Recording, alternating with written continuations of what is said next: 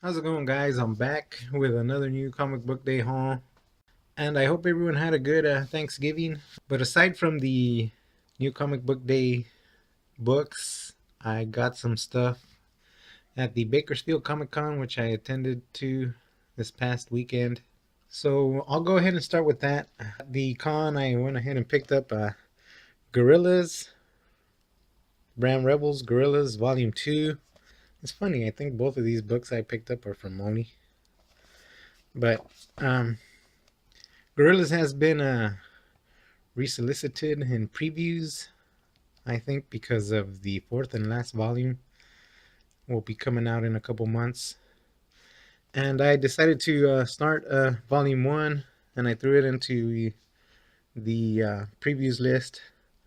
So while I was at the con, I actually found one and two. I figured, well, I'll get volume two since it was pretty cheap. I think the guy was selling them off for $5 each. But I figured if I actually like volume one, what better way than getting a volume two for a nice discount? And of course, when you go to a con, you always go to the artist alley. I think that's what it's called, where all the artists are. And sometimes it's not the best idea because they always have really high-priced books. But I came across who was it? One of the creators for this book, Junior Braves of the Apocalypse, and he started explaining to me it was about zombies, basically, and the sort of a Boy Scout group that gets trapped up in the woods, and once they come back down or something, they find out that the world has gone all to the zombies. So it turns into basically a survival book for them. And of course, they have the training, right? Because they're Brave Scouts or Junior Braves or whatever they are. I thought the art was kind of nice. He said it was gonna be a 4-book series, I believe, but this book was pretty conclusive in itself. And he actually personalized this book for me. He goes, "What's your name?" I go, "Samuel," but you can put Sam if it's easier.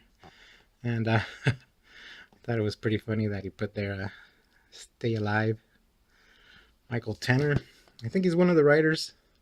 It's funny because usually when you go to cons, you see a lot of the writers, but usually you don't see the artists for some reason. So there's always a writer there promoting a book that he hasn't drawn, but he's happy to share. And like I said, I usually try to get something that is complete or sort of complete, but there was this cover really caught my eye to this first issue of Old Man. This is by Kevin Anthony Pospisil. Pospiselli. I don't even know if you can see the name there, but I don't know. I really like the cover on this. This was a signed copy that he had. He had a couple of them bagged and board signed. And this one even has a sketch. I'm sure most of the ones he had signed had a sketch, but it is the first issue to a 3-issue series that he had planned out, printed on PRC. What does that mean? But like I said, the cover thought looked interesting, and yeah, it's your typical post-apocalyptic sort of cyberpunk story. I believe he has a Kickstarter, so I'll try to put some of his info on the screen, or it'll be down below in the description section of the video. But like I said, I really liked his art. I wanted to sort of contribute in a way, so I picked this up for $5. I'm not sure when the next 2 issues would be out. I think he's local from Bakersfield. He lives out there in Bakersfield, I think. So I don't know, look up his name. Look up his Kickstarter if you're interested in getting the book. But now onto the haul, which is why you're here, right? Onto the new comic book day haul. And I got some Marvel. Aren't you just disturbed by the thought? Yeah, I went ahead and picked up Thor 700 and 701. I think this came out, what, maybe a month ago? They're monthly, right? I don't know. Anyways, it's like the renumbering, whatever it is. This has a bunch of artists contributing, and this has James Harren, which I'm a big fan of. Of course, we know he's no longer doing Rumble, so that's sad. But he's at Marvel now, so I don't know. Should I feel happy about that? I'm glad he has a job, that's for sure. And some more Marvel. Cable 150 and 151. Ed Brisson, Joe Molina. And I really enjoyed Molina's art in, what was it? What was that New Thunderbolts series? The one with Bucky? Was it Thunderbolts? Somebody remind me or correct me.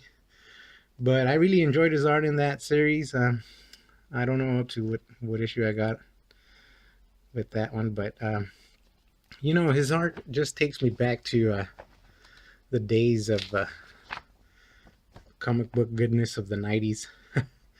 It's very reminiscent of the earlier Image stuff and what, of course, Marvel tried to do with their books once all the Image guys went away. But I don't know. There's something that really reminds me of that time. I decided to pick up these two issues. Again, 150 has been out for what, like a month, I guess, something like that. I'm not sure. But the others are from this week.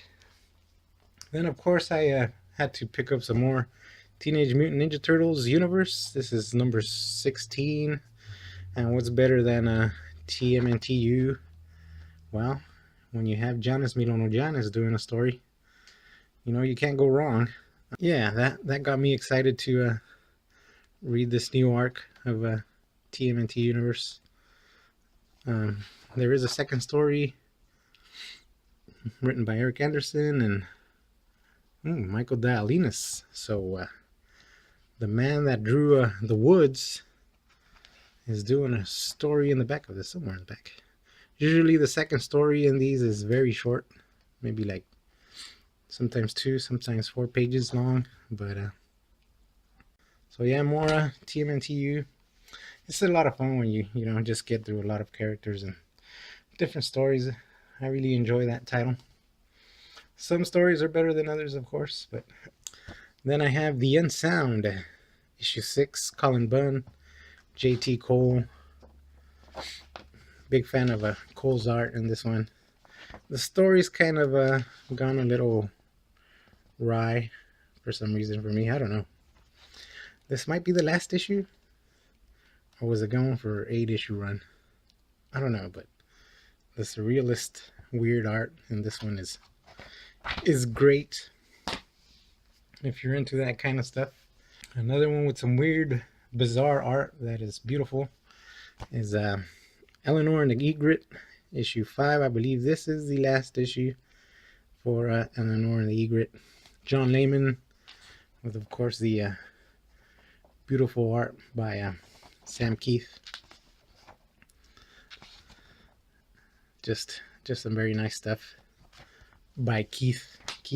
And then The Beautiful Death, issue 3, I believe. Yes, issue 3, Titan Comics, Static Express, more European comic books being republished. I believe this thing has like a 5-issue run. Do I ever say the creator? Matthias Bablet. When it comes to post-apocalyptic stories, I guess this is another interesting one. Basically, the art is some of the most amazing stuff. Gasolina, issue 3. Sean Mekowitz, Nico Walters. I'm not sure actually why I picked up Gasolina. I'm not the biggest fan of 1 and 2. Uh, I figured maybe the story would get more interesting in this one. Maybe not. I don't know. And here's an issue that I really enjoyed the first issue to. That is Infernoct issue 2 from Scout Comics. Mina Alwell and Eli Powell. Eli Powell's work sort of reminded me of the work on Glitter Bomb for some reason, and I thought it was the same artist, but it wasn't. So this is like another supernatural weird story about this girl. She ends up going to take care of this guy. What do they call them? The in-home care things. And she ends up getting a little too deep into some weird stuff that I'm sure we'll figure out more in issue 2 there. There's a Volt Comics title which was never on my list, but for some reason my shop had it on the shelves. Maxwell's Demons. And I figured, hey, if they have a Volt title for some reason there, they had 2 issues, I think. You know, I'll give it a shot. I'll support the book. Most of Volt's books have been interesting, so I'm not sure what this one is about. And I figured if they're going to take more chances with the smaller press, I might as well take some books off their hands. Again, with most of my first issue runs, I usually go for the art. Same with this next title, Void Trip. A new #1 from Image. Ryan O'Sullivan doing the writing. Dave Claus, the artist. The art looked interesting. I'm not sure what the story is going to be about. From what I've heard, it's going to be some kind of a drug trip through the galaxy or something like that. I have no idea. And another #1, Imaginary Fiends. This is a vertical #1. I haven't picked up vertical in some time, but like I said, the art caught my eye. The story seems graphic and brutal and interesting. So Tim Seeley writing, Stefan Molnar on art, Quentin Winters doing the colors, which fit the book very nicely. Hopefully it's an interesting story. And finally we'll get into some graphic novels. Some of this one was from my previews list. Dylan Dog, Mater Dolorosa. I'm guessing that's Italian. It's I've been meaning to check out some Dylan Dog, and when I saw this in previews, I figured, well, I'll give this a shot. The art is, I'm guessing it's not typical to Dylan Dog, but I don't know. Is this even the beginning of a story? Is this the middle of a story? I'm not sure. Dylan Dog created by Tiziano Sclavi. So I'm guessing when he created it, he was doing the writing and the art, right? So maybe this is just like a spin-off book from his work. It is from Epicenter Comics, which I am not familiar with, but I figured I'd check it out. And I think this came out this week. That would be Deadpool Kills the Marvel Universe again. You know why I picked it up, right? Mr. Talajik did the art. So this is basically another continuation of Deadpool taking out the Marvel Universe. Colin Bunn writing. I'm sure you can't go wrong. And of course, you know, I'm a fan of Talajik's art. He does some very interesting stuff. So yeah, I picked that up. And finally, this was actually from local comic shop Day. A nice hardcover, which of course for their Black Friday, the local comic shop had a I think, what was it, 25% off most of their hardcover trades and stuff. So Secret Weapons Volume 1, I'm thinking, issue 1 through 4. Yeah, I remember getting maybe 2 issues of the series, and then somehow the shop never picked up any more.